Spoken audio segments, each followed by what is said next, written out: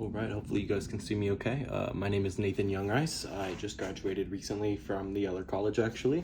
Coming right back with my bachelor's degree in marketing. So I'm gonna be continuing my studies within the marketing field. I did achieve summa cum laude status upon my graduation.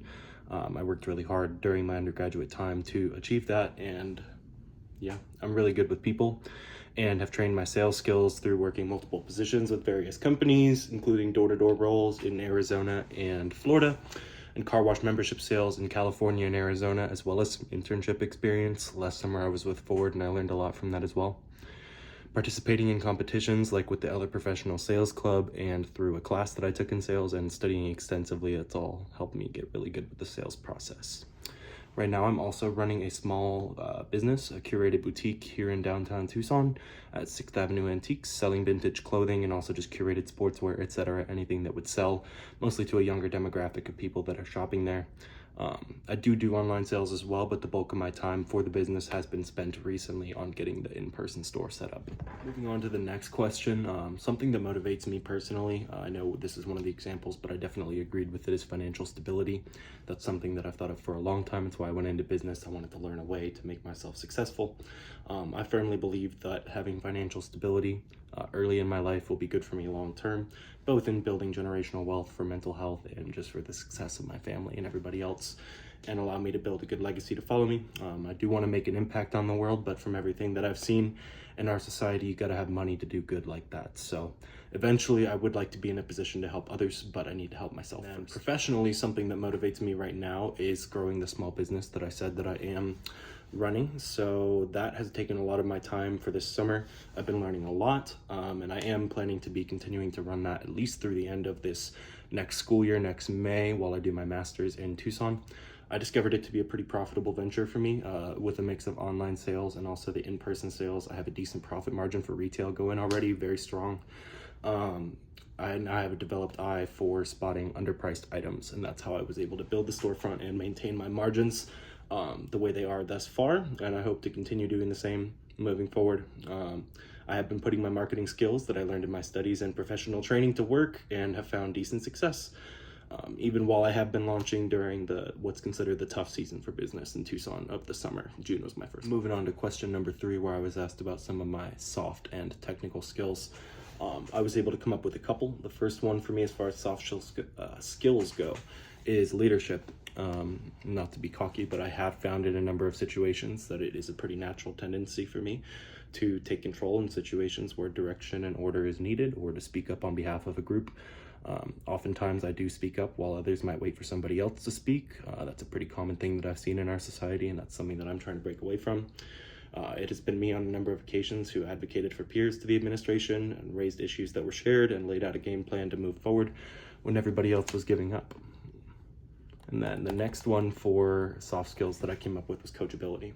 Coachability is another major soft skill of mine. I've been told on a number of occasions I can be a pretty fast learner, especially when I get engaged and I'm able to actually do it. I am not one to stick with my pre-held assumptions, and I am, like I said, I'm highly coachable, so I can learn pretty easily. Moving on to the technical skills section. For this one, I decided to put down value arbitrage as the first one, and this is related to the business that I have been running for the past few months. Just started as I was graduating from university. So running my own business has taught me the value and importance of being able to recognize market dynamics and read the potential fair market value of an item. I can source clothing for pennies on the dollar of what they are worth and redefine their value through changing the place they are sold and how they are presented. While some refer to this as speculation, the core tenet of it is one of the main practices with successful businesses all over, and is something I have become good at recognizing through my experiences. Buy low, sell high, and that applies to everything, not just clothing. Sales is another skill of mine, which is definitely related to that. Just applying the psychology of sales into my own personal business has definitely been very helpful. Sales is a game of mental gymnastics, essentially. You want to get inside the mind of your buyer and convince them that they need it. Through my training and experience, I have internalized various strategies to get to that point. As far as positions or career paths go for me, moving on to question 4, I have always had the general inclination towards doing something kind of like I'm doing right now, entrepreneurial, and kind of setting my own rules and determining my own success. It's also a lot of why I liked sales, getting to operate with some level of freedom as far as that goes.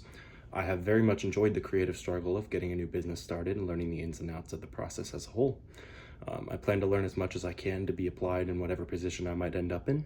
Right now, I'm testing the waters on my entry into the fashion space post-grad. I've really liked fashion for a long time, and now I'm learning how I like dealing with the business of fashion.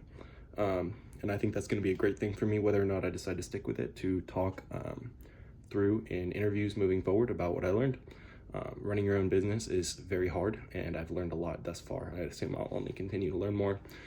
It would be a dream of mine to secure a type of position within a major brand like Nike, Gucci, Ralph Lauren, something like that would allow me to turn my passion for clothes into something that I can build a career out of long term, possibly eventually strike out on my own, like I said, for the entrepreneurial lane. This program will help me achieve my goals through further reinforcing my marketing skills and allowing me to directly apply what I'm learning through my classes into growing my business and be able to use some of the lessons learned going forward. One class I'm specifically excited about is the social media marketing class. I really feel like I need to up my social media game, and I'm hoping to learn a lot in there that will help me too. Last thing, fun personal fact about me is I'm actually an amateur bodybuilder. I've been working out for years. I played sports all my life up until I got to college, and then I started bodybuilding on an amateur level. And I do plan to compete later this year in a competition. So that's a fun fact about me.